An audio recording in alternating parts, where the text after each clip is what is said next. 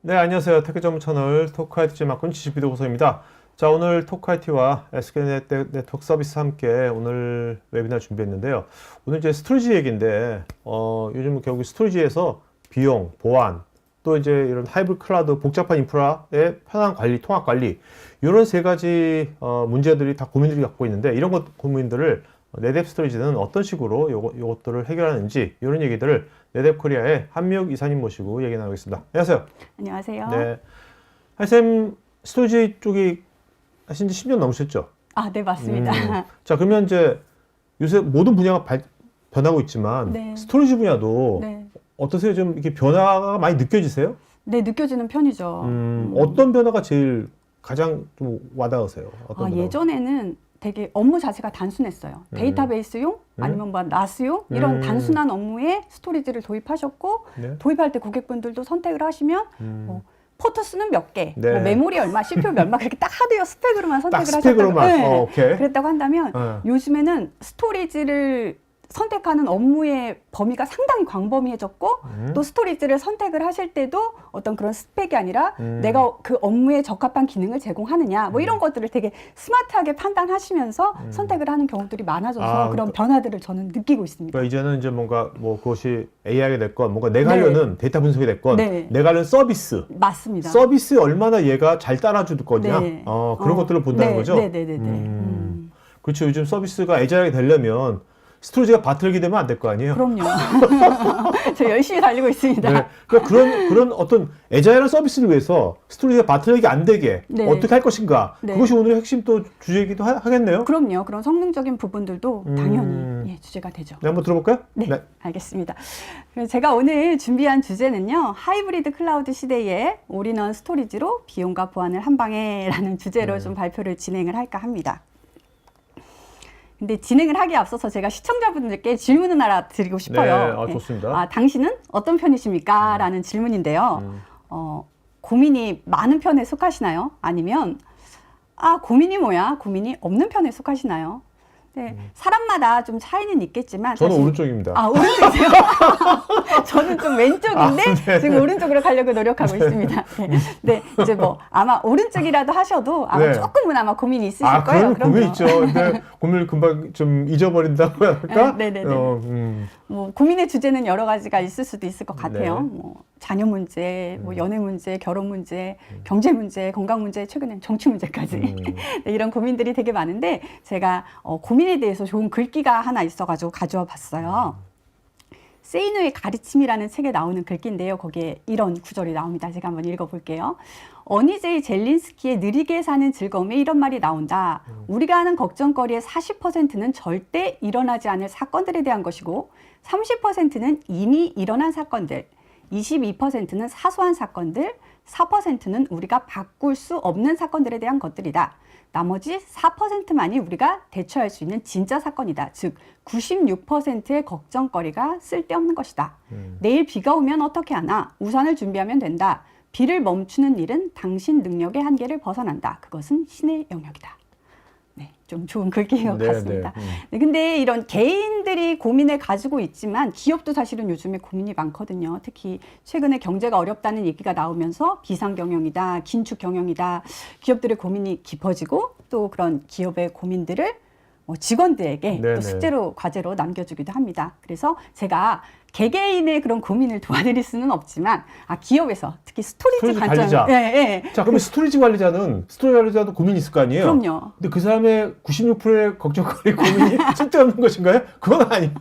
그건 아닐 것 같아요. 기업적인 고민은 또 아닐 것 같아요. 그렇죠. 그래서 여튼 이제 스토리지 쪽에서도 고민이 많으실 텐데 그런 고민들은 제가 오늘 조금 도와드릴 수 있지 않을까 싶어서 오늘 이 자리를 이렇게 마련하게 됐습니다. 그래서 사전에 스토리지 쪽에서의 고민은 어떤 것들이 있을까 제가 몇 가지를 뽑아봤는데요. 첫 번째로 뽑은 고민은 비용 절감할 수 있는 방안은 없을까라는 거고요. 두 번째는 과연 스토리지는 보안에 안전한가? 그리고 세 번째 고민은 하이브리드 클라우드 쉽게 구현하기입니다. 그럼 이 세 가지를 만족하면서 우리 아까 처음에 오프닝에 얘기했던 어떤 서비스를 애자일한 서비스를 구현될 수 있도록 도와주는 그런 거네요. 이 세 가지를 충족하면서 조건을. 그렇죠. 네. 첫 번째 고민인 비용 절감 방안 없을까에 대해서 제가 해결책으로 생각해 본 하나의 방안은요, 바로 미디어 타입을 변경하라는 겁니다. 데이터가 저장되는 미디어 타입이 뭐 하드디스크에서 SSD, 플래시로 넘어간 거는 이미 모든 부분들이 다 인지를 하고 계실 텐데요.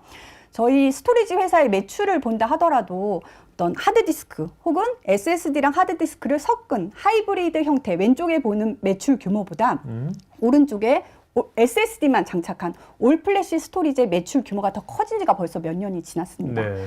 이렇게 SSD를 선호를 하시는데 최근에 비용적인 부담도 늘어나고 또 데이터가 너무 팽창을 하다 보니까 너무 부담이 되는 거예요. 그래서 이에 대해서 새로운 대안으로 떠오르고 있는 미디어가 있습니다. 바로 QLC라고 하는 SSD입니다. SSD는 SSD인데 네. QLC 타입이라는 거고요. 그에 대해서 조금 더 말씀을 드려보면 SSD의 역사가 있어요. SSD가 SLC, MLC, TLC를 거쳐서 이제 QLC가 막 대중적으로 상용화되고 있는 과정 가운데 있고요. 아마 시중에 나와 있는 대부분의 SSD는 다 세 번째 있는 TLC일 겁니다. SLC나 MLC는 이제는 사용하지 않아요. 네. 근데 QLC의 특징은 하나의 셀 안에 저장되는 비트 수가 더 많습니다. 그 집적도가 되게 높아졌네요. 맞아요. TLC보다 집적도가 더 높아졌기 때문에 좀 밀도도 높고 고용량으로 제공되는 경향이 있어요. 저희 네뎁에서 제공하는 뭐 용량을 보더라도 TLC 타입의 경우에는 960기가부터 30.6테라까지 좀 작은 사이즈부터 다양하게 제공이 된다고 한다면 QLC 스토리지는 15.3테라, 30.7테라, 61점 조금 고용량이죠. 그리고 차세의 다음번에는 한 128테라 이렇게 더 큰 사이즈로 나올 것 같아요. 이렇게 QLC는 고용량으로 제공이 되고 있기 때문에 용량당 가격이 저렴하다. 아, 네. 즉 TLC 스토리지보다 QLC 스토리지가 더 저렴하다라고 말씀드릴 수가 있어서 조금 비용 절감에 도움이 되기 때문에 제가 소개해 드리는 거고요.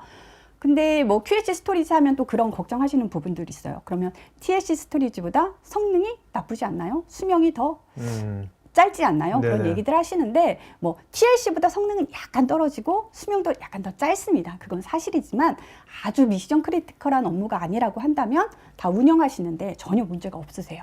그리고 이제 저희 회사 같은 경우는 SSD 쓰시다가 수명이 다 했다라고 하면 온라인 중에 무상으로 다 교체해드리거든요. 그러니까 그런 걱정 없이 QLC 쓰셔도 된다라고 조금 제가 말씀을 드려보고 싶고요. QLC가 나온 지는 언제 좀 나왔나요, 저게? 나온 지는 수년이 됐지만 네. 이제 아, 엔터프라이즈 스토리지 시장에서 막 확산되기 시작한 거는 최근 1, 2년 아, 정도로 네. 보시면 됩니다. 그리고 QLC 스토리가 비용적으로 좋은 점은 또 상면이나 전력 비용도 절감을 할 수가 있어요. 여기 예시로 나와 있는 그림인데요.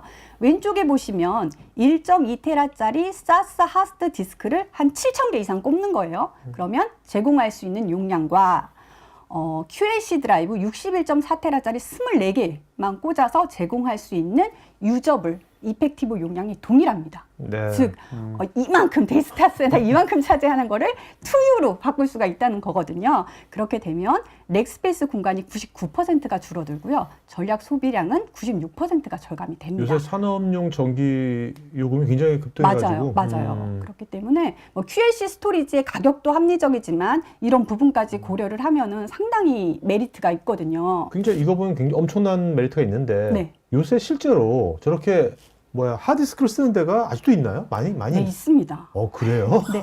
왜냐하면 네. 스토리지를 한번 구매를 하시면 뭐 짧게 쓰시는 고객분들은 5년, 6년, 이제 잔존- 길게는 7년, 8년 쓰시거든요. 그래서 이제 그 전에 구매하셨던 고객분들이 이미 많이 가지고 계시죠. 그래도 저 상면 요금이나 전기 요금 따지면 네. 그거 계산해 보면 TCO가 안 나올 것 같은데. 네, 맞아요. 그래서 제가 말씀드리고 싶은 건 이미 도입을 하셔서 7, 8년 지나셔서 이제 신규로 바꿔야 한다라고 네네. 하면은 하드디스크만 고려하지 마시고 이런 QLC 기반의 스토리지랑 한번 비교를 해보시면 성능적으로나 가격적으로나 상당히 합리적일 수 있기 때문에 꼭 체크해 보시기를 네, 권장을 드립니다. 알겠습니다.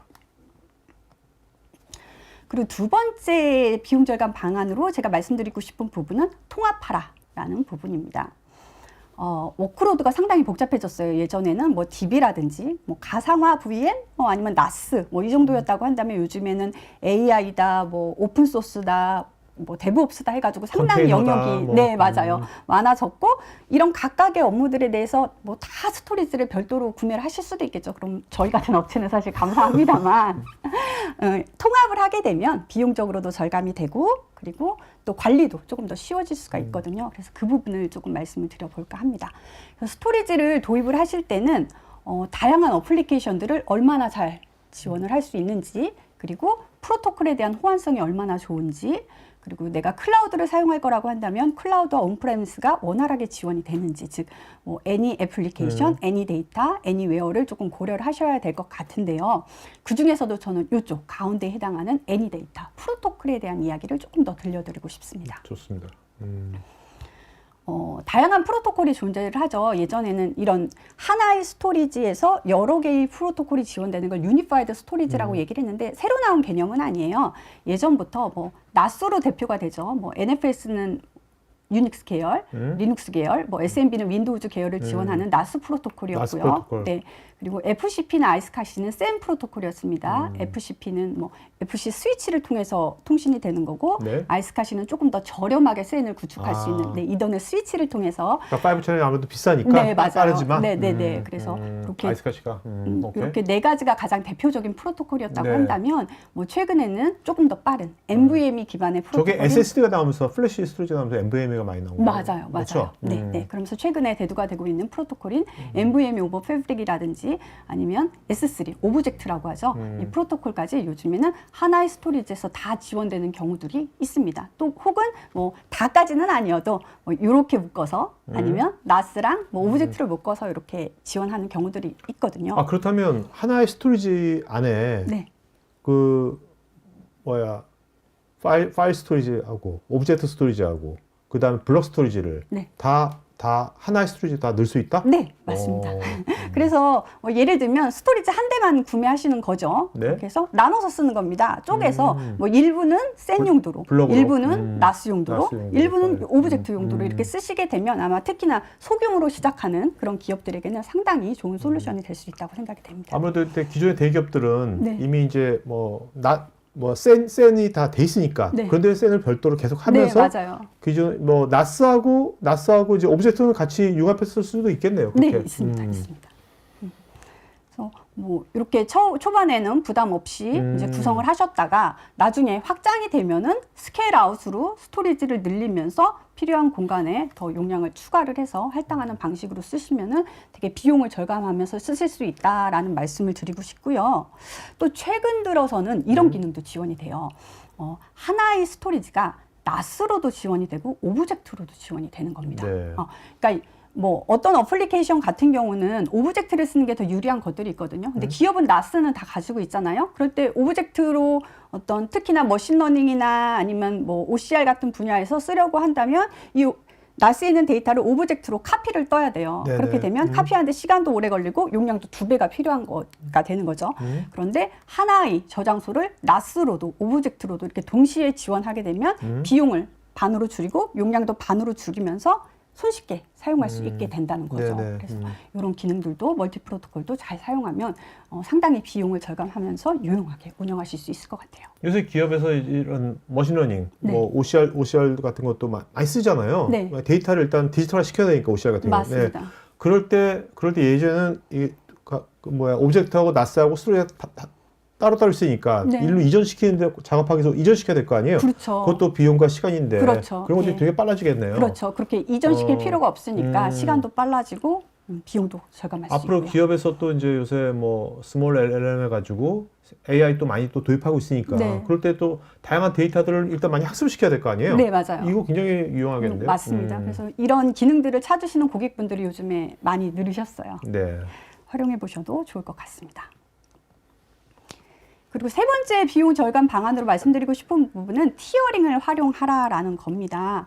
데이터의 액세스 빈도는 사실 시간에 따라 감소를 하게 되죠. 그래서 뭐 처음에는 다 액티브 데이터지만 시간이 지나면 인액티브 데이터들이 늘어나게 됩니다. 그래서 예전에는 조금 더 효율적으로 활용을 하기 위해서 하나의 스토리지를 뭐 SSD랑 뭐 일반 하드디스크를 섞어서 구성해서 뭐 핫데이터, 액티브 데이터는 빠른 SSD에, 뭐 콜드 데이터는 그냥 하드디스크에 구성을 했는데 요즘엔 그냥 스토리지 자체를 다 올 플래시로 구성을 하니까 그 안에서 이렇게 왔다 갔다 하기가 네네. 어려워진 거예요. 요즘에 유행하는 패턴은 어떻게 되느냐라고 하면 올 플래시 스토리지가 있을 때 자주 사용되지 않는 콜드 데이터들을 오브젝트 스토리지로 넘기는 겁니다. 그리고 오브젝트 스토리지도 뭐 온프레미스에 있는 오브젝트 스토리지가 될 수도 있고요. 아니면 우리가 흔히 알고 있는 클라우드 쪽으로 넘기는 것도 가능합니다.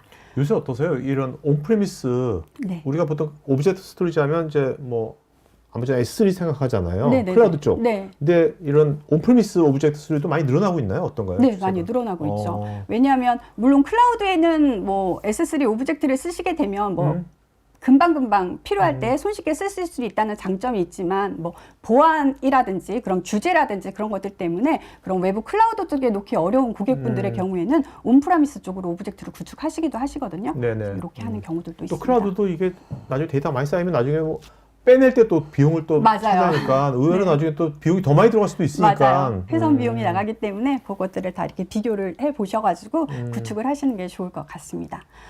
그리고 또 이렇게 넘어갔을 때의 좋은 점은 이쪽 클라이언트 땅에서는 이게 클라우드 오브젝트로 넘어갔는지 아니면은 이쪽에 있는지 신경을 전혀 안 쓰셔도 돼요. 오케이. 예, 알아서 자동으로 넘기고 자동으로 가져오고 넘기고. 하기 때문에 이런 티어링 기능도 잘 활용하시면 비용 효율적으로 운영하실 수가 있습니다. 티어링이니까 예전에는 SSD하고 하드디스크였는데 조합이 네. 지금은 이제 완전히 SSD하고 이런 이제 오브젝트 스토리지 네. 이렇게 나눈 거네. 네, 나눠지네. 맞습니다. 요즘에는 유행이 이렇게 바뀌어가고 있다고 말씀을 드려요. 네, 그래서 첫 번째는 비용 관련된 말씀을 드렸고요. 두 번째는 과연 스토리지는 보안의 안전한가, 보안에 관련된 얘기를 조금 더 들려드리도록 하겠습니다. 데이터 중심의 보안이 필요한데요. 그래서 보안을 구축하실 때는 제로 트러스트 정책을 쓰셔야 됩니다. 즉 모든 것들을 의심해야 한다라고 하는 제로 트러스트를 쓰셔야 되고요. 가능하다면 플랫폼이라든지 뭐 인증 같은 것들도 따져서 이 제품이 안정적인가 또 인증을 받았는가도 따지시면 좋겠고 또 보안적인 기능들을 잘 제공하는지도 확인을 해 주시는 게 좋겠습니다. 사실은 데이터가 가장 중요하다는 걸 스토리지 업체들도 다 잘 알아요. 그래서 다양한 보안된 기능들을 제공을 하거든요. 제가 네뎁에서 제공하는 보안 기능들을 한번 해봤어요. 그랬더니 50가지가 넘더라고요. 그래서 이렇게 많은 보안 기능들을 제공하고 있는데 제가 대표적인 몇 가지만 말씀을 드려보면 예를 들면 보안 관련해서 암호화 기능 제공할 수도 있겠고요.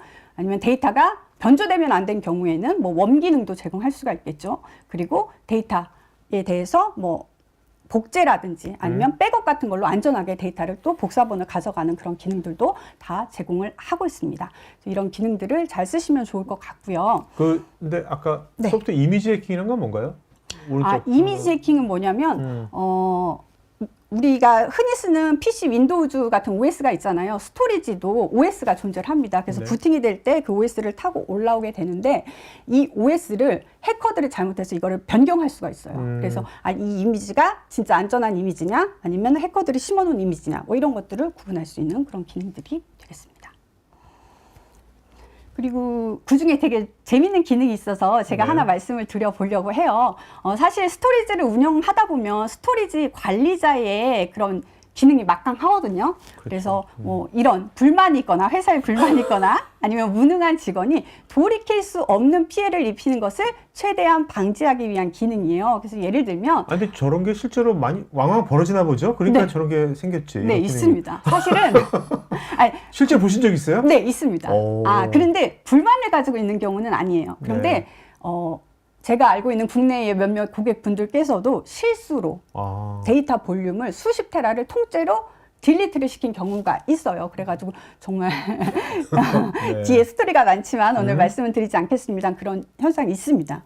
그래서 뭐 이 기능은 네뎁에서도 최근에 만들어진 기능 중에 하나인데요. 관리자가 데이터를 날리려고 할 때에 뭐 바로 삭제가 되는 것이 아니라 다른 멀티 관리자에게 이 A라는 관리자가 데이터를 날리려고 하는데 승인하겠습니까? 라고 해서 승인을 해줘야지만 이 데이터가 삭제가 되는 거예요. 그러니까 핵폭탄 버튼 네, 누를 그렇죠. 때 한 명이 아니라 두 명, 세 명 있잖아요. 똑같은 거네요. 네네, 맞습니다. 그렇게 해서 중요한 작업들에 대해서는 이렇게 여러 명의 관리자가 동시에 승인해줘야지 일어날 수 있도록 하는 식으로 좀 보안 관련된 기능들을 제공하고 있기도 합니다.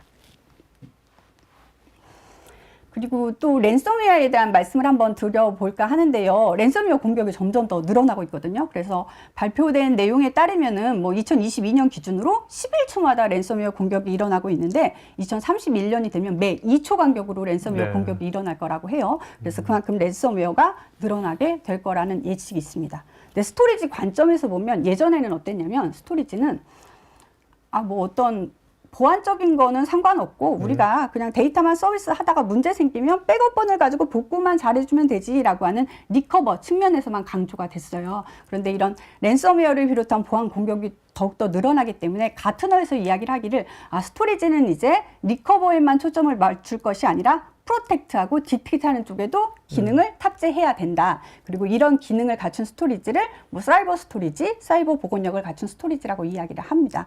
그래서 네뎁도 기존의 뭐 리커버 영역, 복구할 수 있는 영역도 다 제공을 했지만 프로텍트라든지 디텍트 영역 쪽에서도 그런 걸 강화를 하고 있어요. 예를 들면 프로텍트 쪽을 보게 되면 랜섬웨어가 사용하는 확장자들이 정해져 있거든요. 네네. 그게 네뎁 스토리지 안에 이미 다 등록이 돼 있는 거예요. 그래서 뭐 해커가 랜섬웨어 공격이 들어와서 데이터를 암호화 시키면서 변경하려고 하면 이건 우리 사전에 등록되어 있는 건데 하면서 차단을 시키고 데이터를 변조하지 못하게 막아주는 네네. 거죠. 그런 프로텍트 기능을 이미 잘 제공을 하고 있고요. 디텍트 기능도 제공을 하고 있습니다. 근데 이 실시간 탐지가 상당히 중요해요. 왜냐하면 랜섬웨어가 공격이 들어왔을 때 뭐 며칠이 지나도록 이를 탐지하지 못한다고 하면 영향을 받는 데이터는 해커가 의도한 모든 데이터가 다 영향을 받겠죠. 혹은 모니터링을 걸어서 혹은 관리자가 좀 잘 봐서 몇 시간 안에 랜섬웨어 공격을 탑재하게 된다면 피해 규모를 줄일 수는 있지만 그럼에도 불구하고 상당히 많은 피해를 보게 되는 게 사실입니다. 하지만 공격이 들어왔을 때 이것을 몇 초 안에 내가 탐지할 수 있게 된다면 영향받는 데이터도 줄이면서 피해 규모를 최소화할 수 있다는 거죠. 이렇게 실시간 탐지가 상당히 중요하다고 말씀을 드릴 수가 있을 것 같아요. 네, 네뎁 같은 경우는 그 AI 기반으로 실시간 탐지 기술을 탑재를 하고 있습니다. 그러니까 네뎁 스토리지에 AI가 들어가 있는 겁니까? 저 랜섬웨어를 디텍트하기 위해서? 네네네. 네뎁 스토리지 안에 AI 엔진이 들어가 있어서 네네. 실시간으로 그런 랜섬웨어 공격을 탐지하고 만약에 탐지가 됐다라고 한다면 관리자에게 알람을 알려주고 또 알아서 이 데이터에 대해서 스냅샷으로 백업을 자동으로 찍어줘요. 그래서 네. 혹시라도 피해가 발생하면 이 스냅샷 백업본을 가지고 이제 정상적인 데이터로 복구할 수 있도록 하는 기능들을 다 잘 제공을 하고 있습니다. 그러니까 저거는 이제 네뎁 스토리지, 네뎁에서 이미 저 AI는 학습을 많이 시켰겠네요. 네, 맞습니다. 네, 그래서 이미 학습된 모델이 뭐 기본 엔진으로 들어가 있다라고 보시면 되고요. 여기 보시면 정기적으로 또 자동 업데이트가 되게 돼 있어요. 왜냐하면 랜섬웨어 그렇죠. 공격이 계속 진화하잖아요. 그렇죠, 진화하죠. 그래서 저희 AI 엔진도 계속해서 마찬가지로 진화하면서 이제 업데이트가 될 수 있도록 그렇게 구성이 되어 있습니다. 근데 보면 이제 프리시전 100%, 리콜 네. 99% 오른쪽에 저건 네. 무슨 의미입니까? 프리시전은 정확도라는 거거든요. 네. 그래서 랜섬웨어 공격이 들어왔을 때에 이 공격을 오판하지 않고 정확하게 이건 랜섬웨어 공격입니다라고 탐지하는 능력을 그러니까 의미를 합니다. 오판율은 0%다. 네, 그렇죠. 정확하게 오케이. 찍어낸다. 오탐은 0%고 네. 리콜은 99%는 뭐예요? 리콜은 잡아낼 수 있는 능력이라고 보면 될 것 같아요. 놓치지 않고 잡아낼 수 있는 능력. 그러니까 네. 예를 들면 이제 99%라고 나왔는데 그럼 100개의 랜섬웨어 공격이 나왔는데 99개는 잡아낼 수 있고 1개 정도는 놓칠 수도 있다라는 거고 그다음 잡아낸 99개에 대해서는 100%의 정확도로 다 분석을 해낸다라는 겁니다. 이거는 누가 이런 것을 뭐 테스트, 네뎁에 실제 테스트한 자료입니까? 어떤 자료입니까? 이거는? 이 자료는 저희 네. 네뎁이 자체적으로 테스트한 자료는 아니고요. 네. 그 시큐리티 쪽으로 전문 테스트를 하는 SELab이라고 하는 회사가 별도로 있어요. 그쪽에다가 의뢰를 해서 저희 AI 엔진에 대해서 조금 분석을 해주십시오, 테스트를 해주십시오라고 해서 이제 공인으로 나온 결과가 되겠습니다. 그렇다면 지금 이 스토리지 업계 네뎁만 있는 게 아니지 않습니까? 네네네. 또 다른 또 밴드들도 있잖아요. 네네네. 거기들도 AI 이런 게 뭐 있어, AI 기반을 뭐 랜섬웨어를 보호하고 있나 어떤 거 다른 데들은 이 정확도나 뭐 이런 리콜 이런 퍼센티지가 나왔나요 혹시? 제가 알고 있기로는 네. 이제 다른 타사 스토리지들도 랜섬웨어에 대한 관심을 갖고 이를 보호하기 위한 뭐 기술들을 조금씩 지금 채택하고 있는 가운데 있는데 아직은 이제 AI 기반으로 저희처럼 이렇게 네. 어드밴스된 형태를 제공하는 업체는 없다고 보셔도 될 것 같습니다.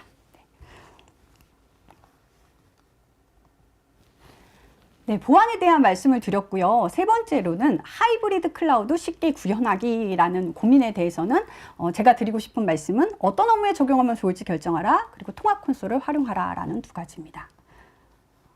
하이브리드 클라우드는 그 온프라미스 혹은 프라이빗 클라우드와 뭐 퍼블릭 클라우드를 다 혼합해서 같이 쓰는 형태를 의미를 하잖아요. 네, 채택률을 보면은 이런 테크놀로지 기업일수록 뭐 하이브리드 클라우드의 도입률이 높다고 볼 수 있고, 그런데 가장 낮은 이쪽 미디어나 엔터테인먼트를 본다고 해도 뭐 39%가 이미 하이브리드 클라우드를 도입하고 있고, 클라우드랑 같이 합하면 거의 80% 이상이 클라우드를 사용하고 있기 때문에 클라우드에 대한 관심은 뭐 여전히 많다라고 네. 말씀드릴 수가 있을 것 같아요.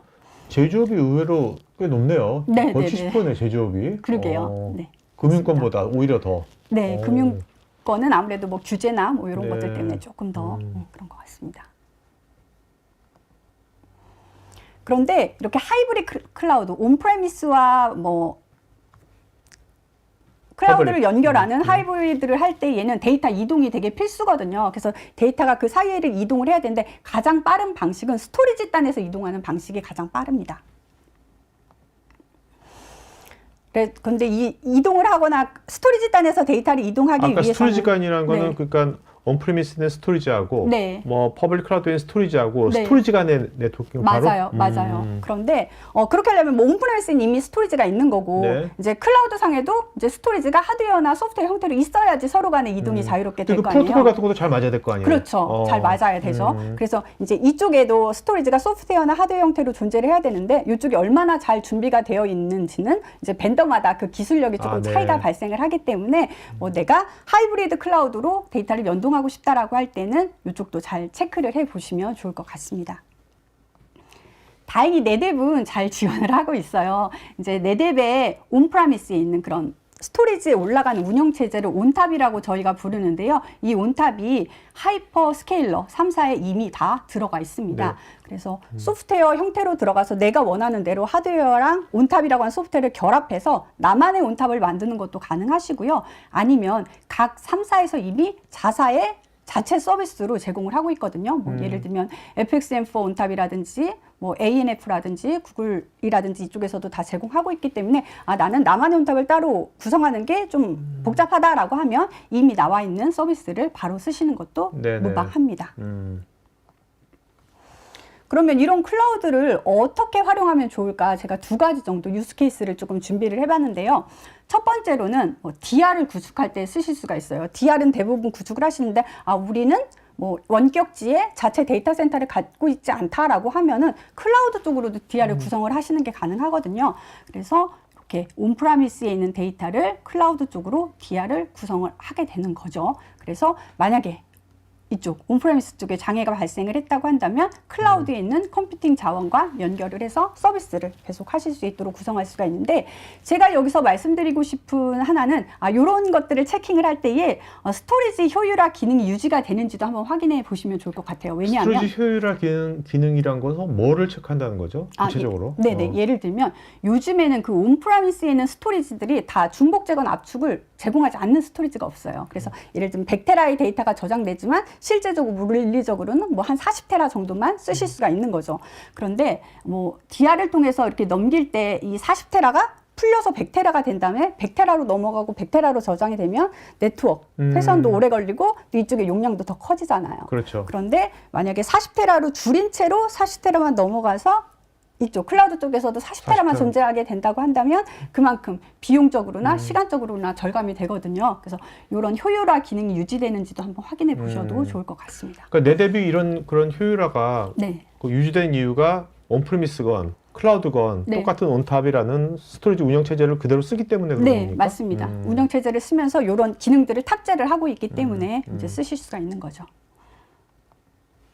그리고 두 번째로는 클라우드 버스팅에 쓰실 수가 있는데요. 뭐 온프레미스 쪽에 이미 스토리지가 다 구현이 돼서 쓰시고 있는데 가끔 워크로드가 갑자기 늘어날 때가 있어요. 그렇죠. 뭐 월말이나 뭐 연말에 갑자기 뭐 처리할 일이 많다든지 아니면 뭐 AI 분석이라든지 그래서 단타성으로 잠깐 쓰셔야 할 때 온프라미스 쪽에 필요한 서버나 이런 것들을 다 구매하는 게 사실은 부담스럽잖아요. 그럴 때 클라우드에 있는 자원을 활용을 하는 겁니다. 아, 그때만? 네, 잠깐. 그래서 클라우드에 있는 컴퓨팅 자원을 활용을 하시는데 데이터 분석을 하시거나 데이터를 쓰시려면 데이터를 옮겨야 되잖아요. 그렇죠. 옮길 때 아까 뭐 DR 같은 방법으로 원본을 그대로 이쪽으로 옮기는 것도 가능하지만 혹은 캐시 형태로도 가능하거든요. 그러면 이쪽 분석에 필요한 뭐 이 업무에서 필요한 일부 데이터들만 이쪽으로 캐시가 되니까 아주 적은 용량으로 운영을 하실 수가 있으시고 또 그 결과는 알아서 자동으로 소스에 업데이트가 되는 겁니다. 이거는 이제 캐시로 한 형태니까 이제 빨리 될 것 같은데요? 굉장히 애자일하게. 네, 빨리 되고 이제 이런 것들은 클라우드 상에서는 뭐 다들 단계별로 더 빠른 거, 더 약간 느린 거 이런 것들을 선택을 할 수가 있으니까요. 조금 더 빠른 것들이 요구가 된다면 높은 티어의 그런 걸로 구성을 하시면 될 것 같아요. 또 캐시니까 이제 뭐 이게 그 피크 치놓고 업무가 다 끝나면 네. 자동적으로 이렇게 데이터 사라지게 하는 것도 이제 그럼요. 다 이제 쓰고 나서 이 필요한 업무가 다 끝났다고 하면 뭐 컴퓨팅도 다 삭제를 하고 캐시 네네. 볼륨도 삭제를 하면 더 이상 클라우드 쪽에 요금이 추가로 납부되지 않는 거죠. 그러니까 뭔가 그것이 AI 분석이건 아니면 피크 타임이건 네. 뭔가 빨리 해봐야 될 거 아니에요? 빨리 그렇죠. 돌려봐야 될 거 아니에요? 그렇죠. 그럴 때 되게 유용하겠네요. 맞습니다. 네. 이런 경우에도 상당히 잘 활용하실 수 있다. 이렇게 많이 쓸 것 같은데요? 이런 네, 유스 케이스는? 네, 특히나 요즘에는 뭐 AI 쪽으로도 그러니까요. 뭐 필요하다면 예, 많이 사용을 하실 수가 있습니다.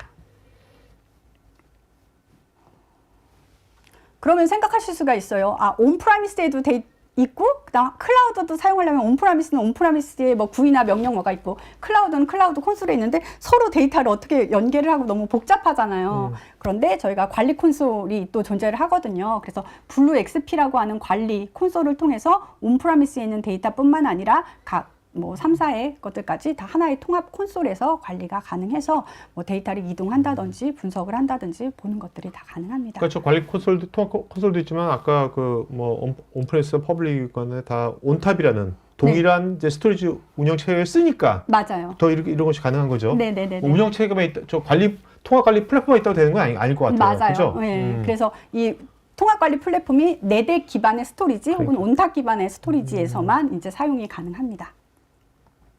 그래서 그 블루XP의 예시 화면이에요. 그래서 왼쪽에 다양한 메뉴들이 있는 것들을 확인을 할 수가 있고, 요 각각의 하나의 구름들이 그 스토리지를 의미를 합니다. 뭐 온프레미스에 있는 스토리지라든지 아니면 클라우드에 있는 그런 스토리지들을 다 볼 수가 있고요. 이런 연계된 선들도 확인을 할 수가 있는데, 예를 들면 이쪽은 온프레미스에 있는 올플래시 스토리지가 스토리지 그리드라고 하는 뭐 온프레미스에 있는 쪽으로 지금 티어링을 하고 있는 거를 확인을 할 수가 있고요.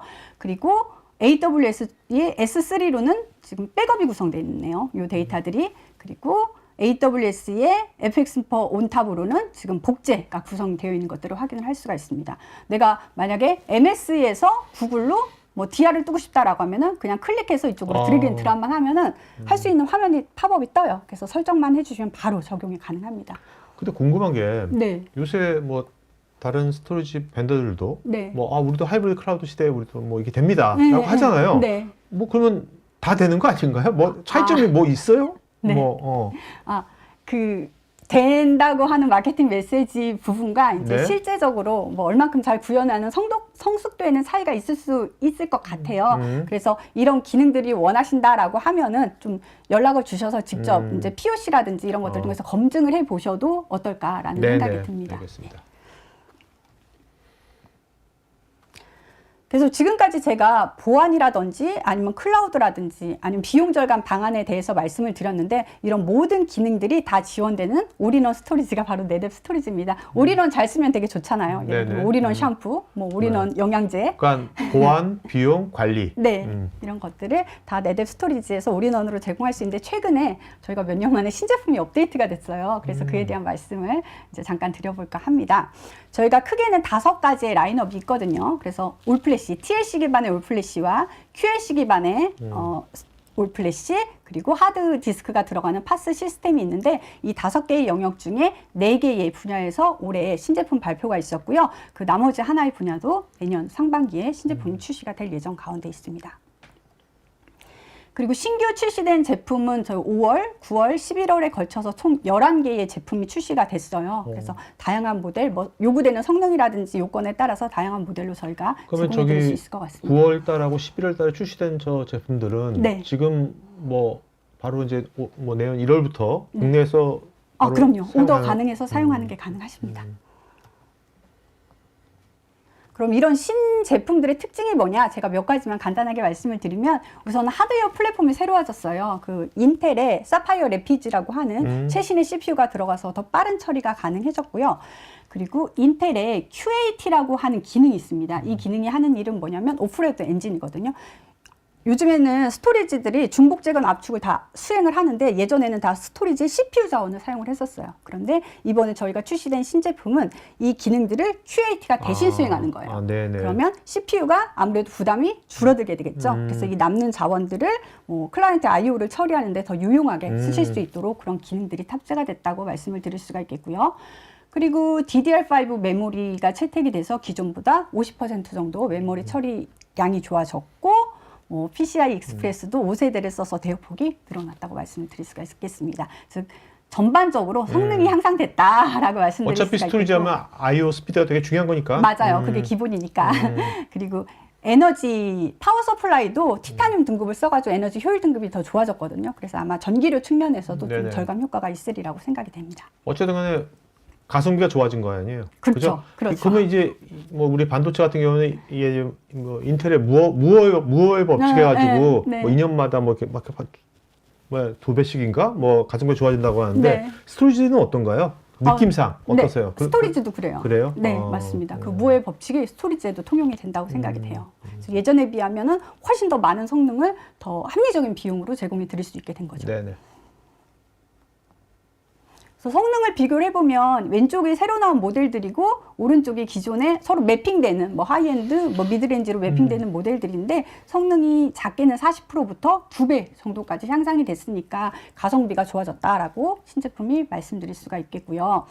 그리고 네뎁 스토리지의 특징은 스케일 아웃으로도 구성이 되거든요. 스토리지 하나만 쓰시는 것도 가능하지만 스케일 아웃으로 묶어서 쓰시게 되면은 뭐 스토리지 하나의 클러스터에서 4천만 아니었을까요? 4천만 IOPS, 그 다음에 초당 1테라 바이트의 데이터를 전송할 수 있는 스루풋을 제공을 하고 있으니까 정말로 미션 크리티컬한 업무에도 성능을 극대화하면서 사용하실 수가 있겠습니다. 그리고 또 하나 강조드리고 싶은 거는 제가 아까 보안에 관련된 이야기도 했지만 좀 1급 기밀 데이터 저장이 가능하다고 검증된 유일한 스토리지 벤더가 바로 네뎁입니다. 그래서 미국의 주요 뭐 국방성을 비롯해서 아래와 같은 다양한 기관으로부터 인증을 받은 스토리지예요. 그래서 보안적으로 조금 안심하고 사용하셔도 되는 스토리지라고 말씀을 드리고 클라우드에 관련된 이야기도 했지만 뭐 시장 조사 기관에서 나온 자료들을 보면은 클라우드 분야의 스토리지로 네뎁이 가장 리더에 위치해 있거든요. 네. 그래서 신규 제품을 가지고 뭐 비용 효율적으로 운영하면서 보안, 그다음 클라우드를 동시에 잡을 수 있는 올인원 스토리지가 네뎁 스토리지다라는 말씀을 오늘 드립니다. 네, 알겠습니다. 자, 이제 Q&A 시간 갖도록 하겠습니다.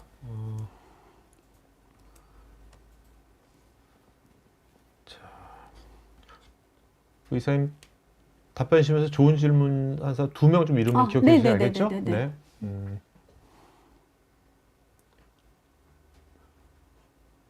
이 김인서님은 아까 블루 XP인가요? 네네네. 네, 그거를 한 번도 안 써본 사람이 이제 그걸 학습하는 기간이랄까? 뭐 그런 것들은 어떤가요? 블루 XP는 그냥 아예 있어서 로그인만 하면은 그 네. 메뉴를 선택해서 바로 쓰실 수가 있기 때문에 뭐 전혀 학습은 필요 없고요. 필요 없고, 그냥 클릭 하시면서 보시면 교육도 됩니다. 필요 없고. 네.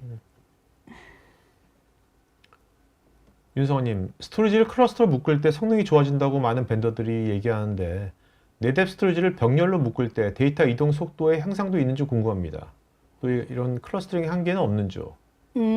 네, 이제 클러스터로 묶게 되면 이제 그 사이 스토리지 간의 연결을 백지 기반의 스위치로 연결을 하고 뭐 그 포트도 여러 개를 사용을 하고 있기 때문에 서로 간에 병목이 없어요. 그래서 뭐 충분히 고성능을 낼 수 있다고 말씀을 드릴 수가 있겠습니다.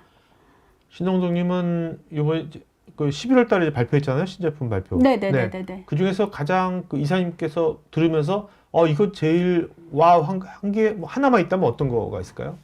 저는 그 QAT라는 엔진을 써가지고 아까 압축을 CPU에서 수행하지 않고 별도의 오프로드 엔진을 쓰게 됐다고 말씀을 네네네. 드렸잖아요. 왜냐하면 이 중복 제거나 압축 뭐 이런 효율화 기술들이 상당히 좋아요. 왜냐하면 뭐 용량을 반으로 줄여가면서 사용을 하실 수 있으니까. 그런데 고객분들 중에는 얘는 성능이 중요한데 이런 작업들 돌리면은 좀 부담스러워서 저는 끄고 싶어요라고 할 수도 있거든요. 그런데 그런 엔진을 별도의 엔진이 이제 수행을 하면서 CPU에 부담이 없어졌으니까 네네. 고성능 처리를 하면서도 효율화도 가져갈 수 있다는 그런 장점, 그런 부분이 좀 혁신된 부분이 아닌가라고 생각이 됩니다. 네.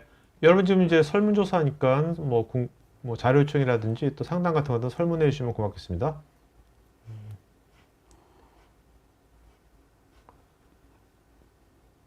양재영님은 컨테이너 단위로 HA를 통한 이중화 및 백업 복구 기능까지 원스톱 솔루션으로 구성이 가능할까요? 컨테이너 단위로 HA를 통한 네, 기본적으로 스토리지가 뭐 HA 구성은 무조건 HA로 들어가게 되어 있고요. 네. 뭐 이중화라든지 백업까지도 다 기능이 지원이 되고 있고, 뭐 이것들은 사실은 컨트롤러 하드웨어 단위라고 말씀을 드릴 수가 있겠고요. 제가 질문을 정확하게 네. 뭐 이중화나 뭐 고가용성이나 뭐 고가용성 관점에서 어떤 건지 뭐. 네. 뭐 그런 기능들은 다 제공이 되고 있어서 저희 스토리지는 뭐 하드웨어로 제공되고 있기 때문에 컨테이너 단위라고 볼 수는 없지만, 예, 컨테이너 환경에서 컨테이너를 위한 어플리케이션을 위한 HA나 이중화는 다 제공하느냐라고 하면 그 부분은 맞다고 말씀드릴 수가 있겠습니다. 자, 신익주님은 스토리지 관리자 관점에서 이런 복잡성을 얼마나 관리자 관점에서 복잡성이 어떻게 이제 많이 줄여졌는지 그런 거 궁금한 것 같은데요. 우선은 뭐 이제 올인원으로 되기 때문에 뭐 예전에는 뭐 센 스토리지, 나스 스토리지 별도로 쓰게 되면 다 서로 각자의 툴들을 뭐 사용을 하고 여러 스토리지를 관리해야 됐다고 한다면 이제 하나에서도 구성할 수 있기 때문에 그런 이제 장점들이 들어가게 되는 거고요. 그리고 제가 봤을 때는 그 네뎁만 하더라도 GUI를 통해서 이제 구성을 하잖아요. 네. 그러면은 예전에는 그런 것들을 하나하나 이제 선택 뭐 GUI로 해서 클릭하면 되긴 했지만 선택해서 들어갔다고 한다면 지금은 베스트 프랙티스 기반으로 대부분이 다 들어가 있어요.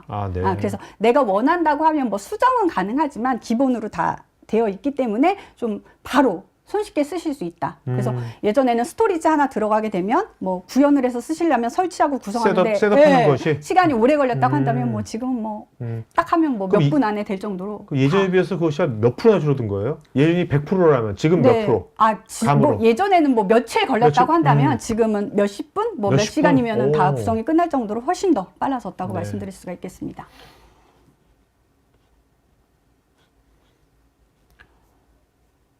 박봉남님, 기존에 사용하던 IT 인프라와 이렇게 네뎁의 올인원 스토리지를 통합하려고 할 때 데이터 전송이나 접근 권한, 프로토콜 호환성에 문제가 없는지 뭐 이런 것들을 물으셨는데. 기존에 사용하던 IT 인프라라고 하면은 뭐 기존에 다른 타사 기존에 사용하던 IT 인프라가 네뎁 기반이라고 한다면 지금 이번에 나온 새로운 이제 네뎁 신제품이랑 같이 호환하는데 아무런 문제는 당연히 없고요.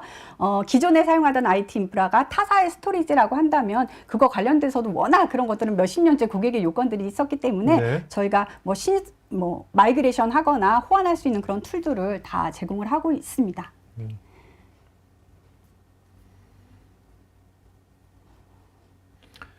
자, 윤소님이 데이터 센터를 향후 합칠 계획인데 가장 큰 걱정이 스토리지를 합치고 안정적인 인프라를 구축하는 것인데 이때 네뎁이 어떤 역할을 할 수 있고 서비스의 중단을 최소화하는 방안이 무엇인지.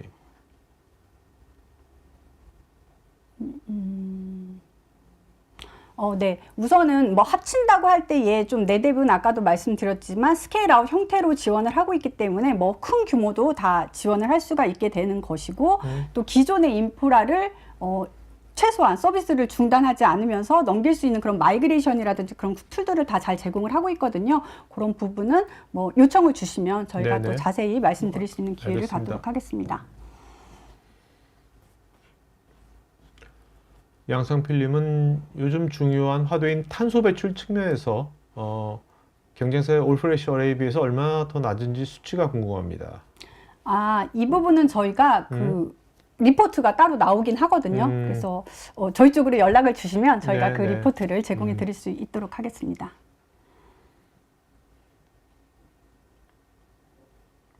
김정주님, 하이브리드 클라우드의 경우 애저도 이용하고 AWS도 이용하지만 애저 부분과 AWS 부분이 직접적으로는 서로 무관하게 운영되는 경우에는 멀티 클라우드를 이용하고 있다고는 할 수 없을까요? 하이브리드 클라우드를 제대로 이용하려면 어떻게 해야 할까요? 네. 멀티 클라우드의 정의가 여러 개의 클라우드를 동시에 사용할 때 멀티 클라우드라고 하니까 사실은 멀티 클라우드를 쓰고 있다라고는 할 수가 있겠지만 사실 멀티 클라우드, 하이브리드 클라우드를 잘 활용을 하시려면 서로 간의 연계들이 잘 돼야 되는 거거든요. 네네. 예를 들면 애저를 사용을 하다가 이 서비스들을 내가 AWS로 옮기고 싶다라고 할 때 이런 것들이 원활하게 돌아가야 되겠죠. 그래서 이런 호환되는 그런 솔루션들을 잘 쓰시는 게 좋겠고 네댓 같은 경우는 아까도 말씀드렸지만 3사의 멀티 클라우드를 아주 잘 지원을 하고 있고 그 안에서 옮겨가거나 그 안에서 데이터를 복제하거나 백업을 하거나 이런 것들이 다 잘 지원되고 있다고 말씀을 드리고 싶습니다. 오일최님, 온프리미스 환경인데 AI 도입이 늘어나면서 비용도 같이 늘어나서 고민인데 현재 인프라에서 뭔가 이런 것들을 어떻게 하면 더 가성비 좋게 할 수 없을까? 이제 AI를 많이 쓰면 쓸수록 기업이 온프리미스에서 많은 데이터를 분석을 해야 될 거 아니에요? 학습시켜야 되고 그런 질문인 것 같은데. 다시 볼게요. 온프라미스 환경인데 인공지능이 늘어나면 비용이 늘어나야 해서 고민입니다. 현재 인프라에서 솔루션만 도입하면 윈백을 성공한 사례도 있는지요? 뒤에 거는 좀 너무 무슨 말인지 모르겠고 일단은 온프리미스 환경에서 온프리미스 환경인데 AI를 도입해서 뭔가 하려고 그래요. 네네네. 그럴 때 뭔가 기업 입장에서는 가성비 좋게 하고 싶어 할 거 아닙니까? 네, 맞습니다. 네. 그러면은 분석을 온프레미스 환경에서 인공지능 분석을 잘 하기 위한 툴킷이라든지 이런 것들이 잘 제공되고 있는지를 확인해 보시면 좋을 것 같은데 네댓 같은 경우도 인공지능을 위한 툴킷이라든지 여러 가지 필요한 모듈들을 잘 제공을 하고 있거든요. 그래서 그런 것들 활용하시면 좋을 것 같습니다. 아니면 아까 같이 이제 클라우드 버스팅처럼 하려고 그러는데 사실 이 기업이 뭔가 AI 실험적으로 처음에 해봐야 될 거 아니에요? 프로토를. 그럴 때 이거를 아직 성공을 확신할 수도 없는데 잔뜩 살 수도 없는 거잖아요. 맞아요. 그럴 때 클라우드 버스팅을 이용하면 되게 좋을 것 같은데. 그럼요, 당연하죠. 그래서 이제 처음에 실험적으로 활용을 하실 때는 클라우드를 사용하셨다가 이 규모가 커질 것 같다라고 하면 사실은 클라우드가 작게 쓸 때는 비용이 낮지만 많이 쓰면 비용이 기하급수적으로 늘어나거든요. 그럴 땐 판단을 하셔서 온프라미스 쪽에 다시 구축을 하시는 것도 괜찮으실 것 같습니다.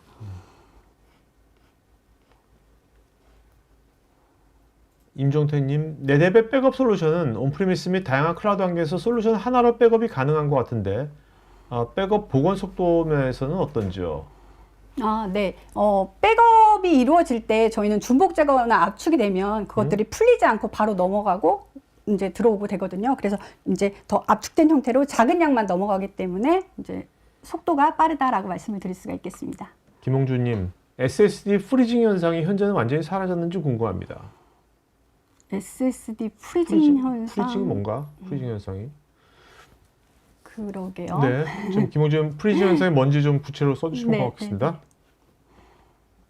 아니면 그럴 수는 있어요. SSD가 어느 이상 쓰게 되면은 이런 속도가 느려지면서 이렇게 돌고 이런 것들이 있거든요. 그래서 이런 것들을 위해서 저희가 트림이라든지 이런 기능들이 작동을 하는데 그 트림 기능들을 스토리지 단에서 수행하는 경우도 있고 SSD 단에서 수행하는 경우들도 있거든요. 네댓 같은 경우는 스토리지에서 자체에서 수행하는 게 아니라 이제 SSD에서 수행하도록 함으로써 스토리지에 이제 그런 것들이 돌아갈 때 부하가 느려지는 현상이 없어요. 그런 거가 될 수도 있겠네요.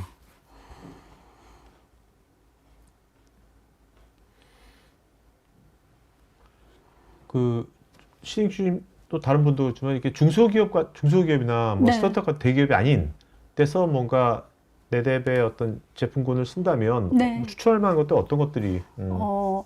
저희가 뭐 소규모 엔트리급, 미드레인지급, 하이엔드급으로 뭐 기능은 다 똑같이 제공을 하면서도 다 성능이나 모델 크기가 다 달라요. 네네. 그렇기 때문에 중소기업에는 조금 더 저렴하고 작은 모델로 쓰실 수가 있으면서도 기능은 내대비 제공하는 모든 기능을 다 쓰실 수가 있거든요. 그래서 조금 더 작은 모델 네. 구매하시면 작은 모델을 하더라도 아까 말씀하신 것처럼 거기에 이제 뭐 나스나 네. 오브젝트나 네. 뭐 다 블럭 섞어서 할 수 있는 거니까 네네네네. 중소기업은 이걸 일일이 또 그걸 또 할 수도 없잖아요. 맞아요. 네네. 그렇게 해서 쓰셔도 되고 또 저희가 클러스터로 이제 스케일 아웃 확장도 되니까 나중에 규모가 커지면 거기에 스토리지를 연결해서 확장을 하시는 것도 네네. 가능하고요. 윤기원님, 스토리지 미디어를 TLC와 QLC로 혼합해서 티어링 스토리지로도 사용이 가능한지요? 사실은 저희 제품은 되지는 않고요. 저희는 TLC용 스토리지와 현재는 QLC용 스토리지가 이렇게 나와서 물론 뭐 서로 간에도 이렇게 티어링을 이제 물리적으로 다를 때도 티어링은 가능하니까 뭐 가능하다라고 말씀을 드릴 수가 있는데 사실은 TLC와 QLC가 성능 차이가 그렇게 크지 않아요. 그렇기 때문에 뭐 티어링 했을 때 효과가 되게 큰가라는 부분에서는 아까 말씀을 드렸듯이 뭐 오브젝트로 티어링을 네네. 하는 게 비용적으로 훨씬 더 절감이 된다고 생각이 됩니다. 자, 이남진님은 도입에 있어서 견적부터 POC, 그 다음에 구축까지 대략 어느 정도의 기간이 소요가 되는지요? 그거는 고객분들의 그쵸. 일정에 맞춰서 이제 저희가 다 맞춰서 드리고요. 네.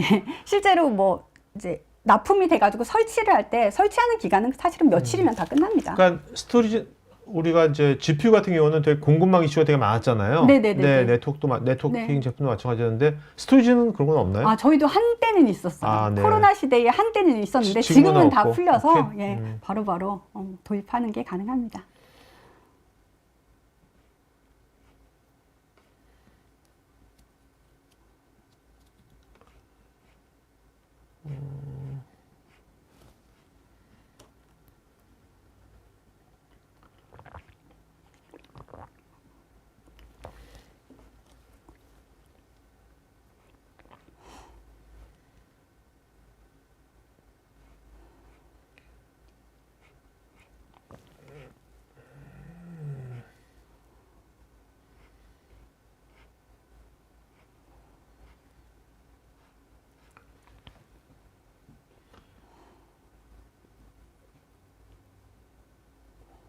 양지영님, 다양한 IoT 기기 및 빅데이터의 증가로 비정형 데이터의 수요가 증가하고 있는데 비정형 데이터를 적절히 고속 처리하기 위한 기능과 장애 시 리던던스 및 고가행성 관점에서 뭐 어떤 제안을 부탁드립니다. 일단 비정형 데이터. 네네네네네. 비정형 데이터는 저희는 뭐 스토리지 그리드라고 하는 제품군이 또 따로 있거든요. 그래서 그거를 쓰셔도 되고 아니면 오늘 말씀드렸던 온탑에서 제공하는 오브젝트 기능을 쓰셔도 됩니다. 그 스토리지 그리드는 오브젝트 스토리지인가요? 아니면 네, 오브젝트 전용 스토리지가 네, 되겠고요. 네. 그다음에 온탑에서 그건 온프리미스도 있고 클라우드도 있고 다 있나요? 아니요, 클라우드는 없고 온프리미스에만 있습니다. 오케이. 네.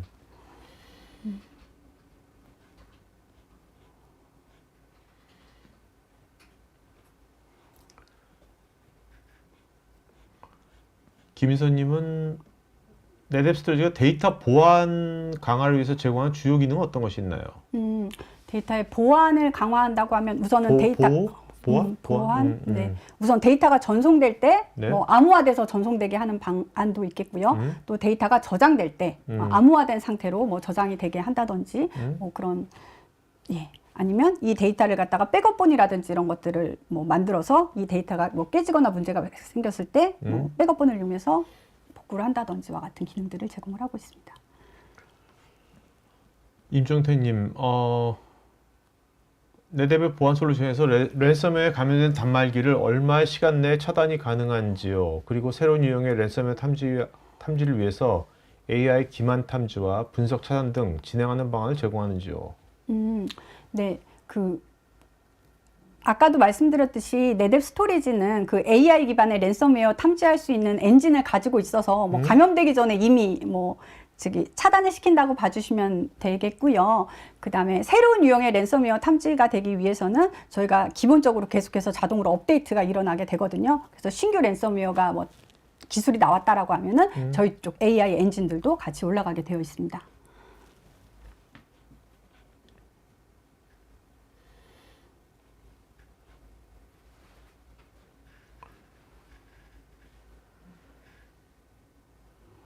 김민선님, 클라우드 환경에서 데이터 이동 비용을 줄이기 위한 NetApp의 주요 전략은 무엇인가요?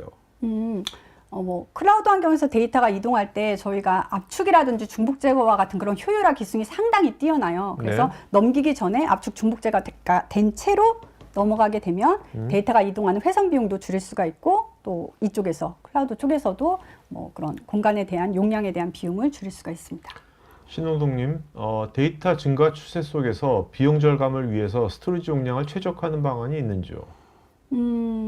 네, 아까 말씀드렸던 것처럼 중복 제거라든지 요즘 스토리지들은 중복 제거랑 압축 기술이 상당히 좋아졌기 때문에 그런 기술들을 활용하시면 비용 절감을 하실 수가 있고, 그리고 아까 멀티 프로토콜이 요즘 상당히 잘 지원이 되기 때문에 각각의 용도별로 너무 막 스토리지를 여러 개를 동시에 구매하지 마시고 하나의 똑똑한 스토리지 한 대를 구매를 하셔서 잘 활용을 하시면서 점차적으로 늘려가시는 게 비용 절감 측면에서 도움이 되리라고 생각이 됩니다. 김영우님, 데이터 삭제를 할 경우 모든 항목에 대해서 다른 관리자에게 승인을 받아야 한다면 작은 용량의 파일인 경우는 불편할 것 같은데요.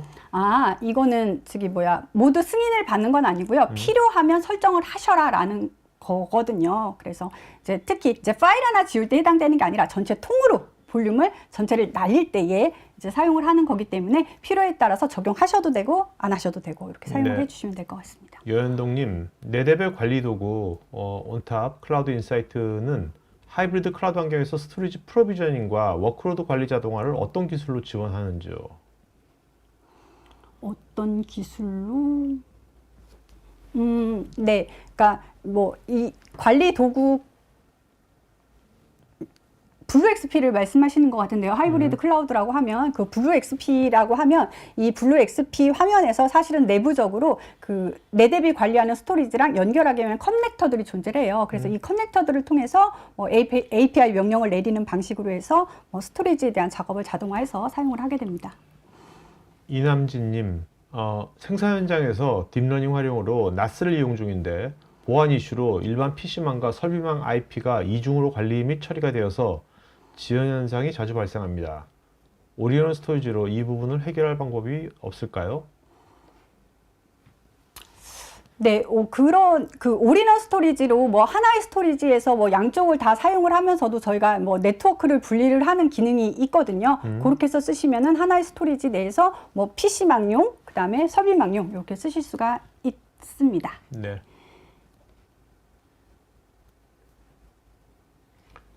권준식님, 저희도 클라우드를 사용 중인데 기존 ERP까지 연계해서 쓰다 보니까 부하나 보안에 염려가 많습니다.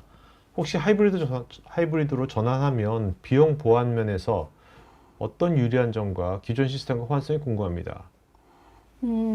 네, 하이브리드로 전환을 하면 비용적인 부분에서 뭐 보안적인 부분에서 뭐 더 유리하냐 이것들은 그 사이즈에 따라서 다를 것 같아요. 사실 클라우드 쪽을 사용을 하실 때 용량이 커지면 비용이 오히려 더 온프라미스 쪽보다 더 늘어나게 되거든요. 그렇죠. 네. 그렇기 때문에 그 규모에 따라서 적절하게 배분을 해서 사용을 하시면 조금 장점을 가져가실 수가 있게 되는 거고, 아까도 뭐 말씀을 드렸지만 NetApp은 그 온탑이라고 하는 기술이 뭐 클라우드 쪽에도 온프라미스 쪽에 있기 때문에 좀 자유로운 호환이 다 된다라고 말씀을 드립니다.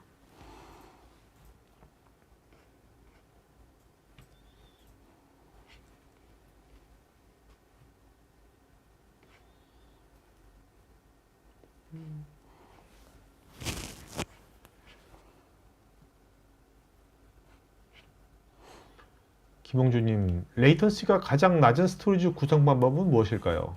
레이턴시가 가장 낮은 스토리지 구성 방법은 우선은 빠른 스토리지를 쓰는 거죠. 그렇죠. 예, 그래서 이제 성능이 빠른 올플래시 스토리지를 사용하시면 되겠고, 사실은 레이턴시에 영향을 가장 주는 건 네트워크 구간이거든요. 그래서 네트워크 쪽에 병목이 발생하지 않도록 그런 구간을 좀 최적화하면서 사용하시면 될 것 같습니다. 그리고 프로토콜 중에 또 요즘에는 NVMe 프로토콜이라고 있어요. 그 네네. 프로토콜이 좀 더 빠르거든요. 그래서 그런 것도 고려해 보셔도 좋겠습니다.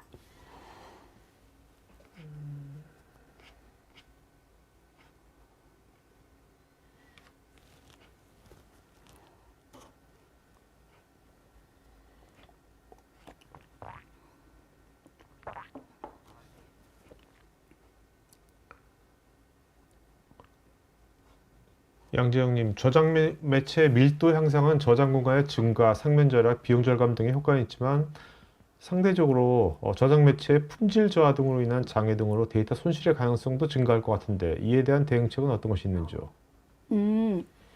네, 뭐 아까도 말씀드렸지만 뭐 QLC 예를 들면 뭐 TLC, QLC로 봤을 때 뭐 QLC가 조금 그런 부분에서 약하지 않느냐라고 뭐 그런 뭐 얘기인 것 같은데요. 네. 사실은 이런 엔터프라이즈 시장에서 저희가 그런 제품들을 낼 때는 문제 없이 쓸 수 있는지를 사전에 충분히 검증을 하고 쓸 수 있기 때문에 저희가 출시를 하는 거거든요. 사실 그래서 이제 믿고 쓰셔도 된다라고 말씀을 드릴 수가 있겠고, 뭐 그 외에도 아까도 말씀을 드렸지만 뭐 수명이 거의 되면 저희가 무상으로 교체를 해 드리는 방법, 아니면 스토리지 자체에서도 되게 이중화들이 다 뭐 페일리어에 네네. 대비한 그런 것들이 다 조치가 되어 있어요. 그렇기 때문에 전혀 문제 없이 쓰실 수 있다고 말씀을 드립니다. 김영철님, QLC는 동시 처리가 많고 빠른 처리를 요구하는 실시간 온라인 시스템 적용도 가능할까요? 현재 실제 적용 사례가 현재 있는지요? 네. 이제 동시 처리 많고 빠른 처리를 요구하는 경우에도 상당히 쓰실 수가 있고요. 지금 내된 매출의 상당 부분이 QLC 기반 스토리지에서 이미 나오고 있어요. 네. 그래서 상당히 많은 구성 사례들 가지고 있다라고 생각이 되는데, 뭐 레이턴시 측면에서는 TLC 기반의 스토리지가 조금 빠른 부분이 있기 때문에 정말로 빨라야 하는 DB라든지 그런 환경은 조금 TLC를 조금 더 권장드리고, 그 외에 나머지 부분들에 대해서는 다 QS를 쓰셔도 무방하다라고 말씀을 드립니다. 신익주님, 2024년 가트너 리포트에서 내대비 리더로 선정된 주요 이유는 무엇인가요? 감사하네요. 글쎄요, 그동안 뭐 시장에서 수십 년간 스토리지를 공급하면서 또 고객분들이 좋은 피드백 주시고 또 계속해서 많이 구매해 주시고 한 결과 좀 좋은 평가를 받지 않았나 생각이 됩니다. 윤기호님은 미디어나 방송사에 공급된 사례가 있는지요? 네, 있습니다. 뭐 KBS, K사, 뭐 M사 주요 예, 그런 방송 쪽에도 다 네뎁 스토리지 사용하고 계십니다.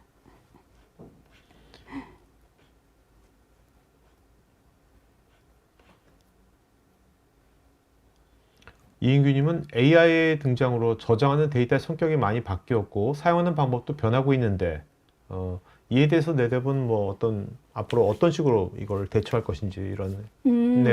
네, 그래서 AI 등장이 되면서 저희가 뭐 AI 하면 엔비디아잖아요. 그래서 네. 엔비디아와 같이 협업을 많이 해요. 그래서 뭐를 개발을 할 때, 제품을 내놓을 때 서로 테스트를 막 서로에서 검증해서 테스트를 내놓고 관련된 그런 베스트 프랙티스 가이드 뭐 이런 것들을 내놓으면서 계속 대응을 하고 있고, 그래서 뭐 필요한 기능들, 예를 들면 뭐 AI 같은 경우 쿠버네티스 활용이 되게 많거든요. 그래서 쿠버네티스 환경에서 더 효율적으로 잘 쓰기 위한 기능들을 계속해서 탑재를 하고 출시를 한다든지 하는 방식으로 저희가 대응을 하고 있습니다. 알겠습니다. 자, 오늘 Q&A 여기까지 하겠고요.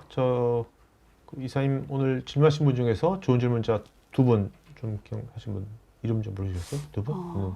제가 아까 질문 주신 분 중에 기억나는 분이 이남진님. 네. 이남진 또 한 분. 또 한 분이 김용우님. 네. 네. 자, 이남진, 김형우 이 두 분이요. 저희 스태프 이메일 주소로 본인 이름 주소, 핸드폰, 이메일 보내시면 저희가 준비된 경품 보내드리고요. 지금 설문하고 있으니까 설문에 여러분들 자료 요청이나 상담 또 코멘트 같은 거 설문 남겨주시면 더 좋은 방송 만드는데 반영하도록 하겠습니다. 자, 이사님 마지막 한 말씀 해주시면 말씀할까요? 네. 네, 오늘 제품에 대한 얘기는 말씀 많이 드렸으니까 좀 마지막으로 드리고 싶은 말씀은 이제 12월도 얼마 남지 않았는데 좀 잘 마무리하시고 가족분들과 좋은 시간 가지시고 뭐 고민 같은 거는 좀 저쪽에 내려놓으시고 또 더 좋은 한 해 또 맞이하시기를 바라겠습니다. 알겠습니다. 자, 오늘 방송에서 마치겠고요. 맛있는 점심 드시고요. 여러분 또 다음번에 또 다른 주제로 또 뵙겠습니다. 고맙습니다. 감사합니다. 네. 테크 전문 채널 토크IT에서는 데이터 저장, 분석, 보호 관련 다양한 전문가들과 언제든지 상담하고 소통할 수 있는 구해줘 데이터란 공간이 있습니다. 구글에서 한글로 토크IT 치시거나 우측 상단에 링크를 클릭하시면 됩니다. 여러분의 좋아요와 구독은 컨텐츠 제작에 큰 힘이 됩니다.